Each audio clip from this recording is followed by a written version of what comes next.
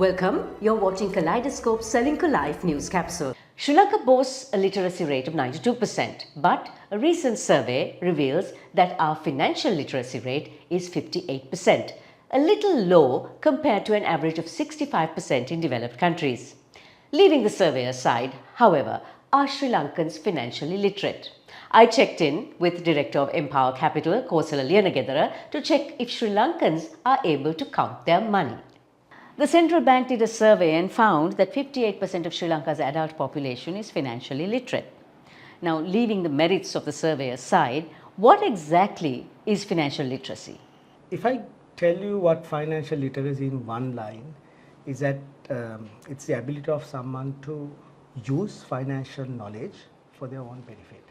When I say for their own benefit, that can be simple things like having a saving, making an effective and safe investment, planning for their retirement, getting the best advantages, best benefit, best deal out of a bank loan, not getting trapped in a credit card debt, things like that.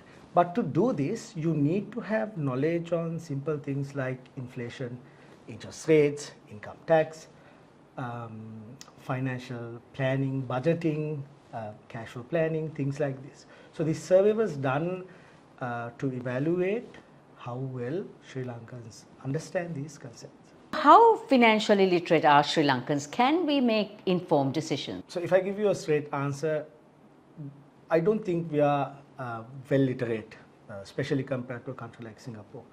There are reasons for that. But even from the findings of the survey, a lot of people have understood things like interest rate, simple interest rate, compound interest rates. But when they were questioned on things like inflation, risk management, especially risk management, they were struggling. So from the finding itself, we can understand that Sri Lankans do understand basic things, but to use the knowledge on financial literacy for their benefit, I think we are not there up to now. Does being educated mean that you're financially literate? That's a yes and no answer. It depends on what you've been educated. Now, if you look at school education, under mathematics, children are taught on things like simple interest, compound interest. These things have been taught in our normal curricula. If you are educated particularly in economics, business management, accounting, when you are doing your higher studies, yes, then most of the time you are financially literate.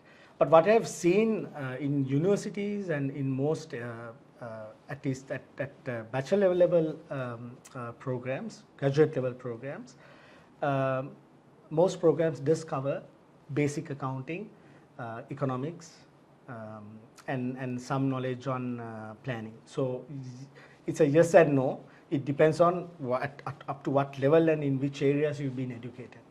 So how would a person differentiate between formal and informal schemes, given lessons from the past? First would be the return on investment.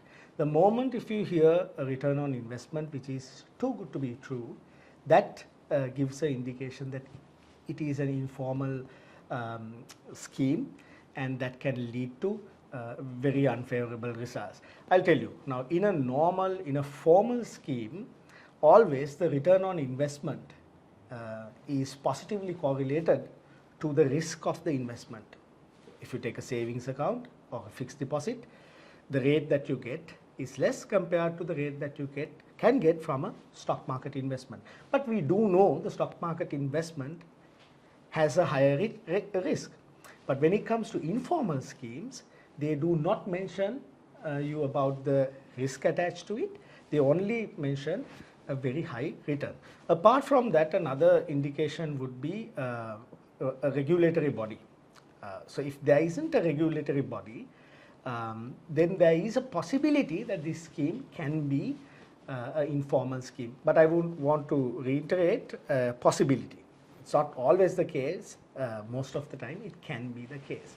So regulatory oversight, high ROI without mentioning the risk attached to it are the major points But apart from that, usually a formal scheme is easy to understand, and you will have a fine, things in the fine print. You have a proper agreement.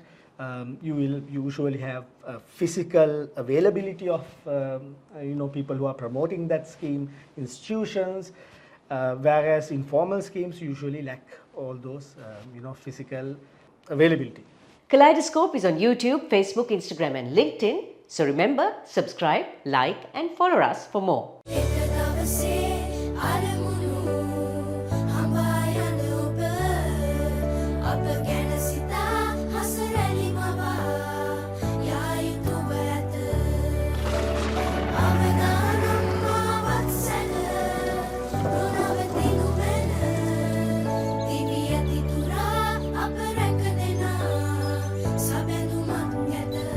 You focus on your goals. We will take care of the risks. Srilanka Life.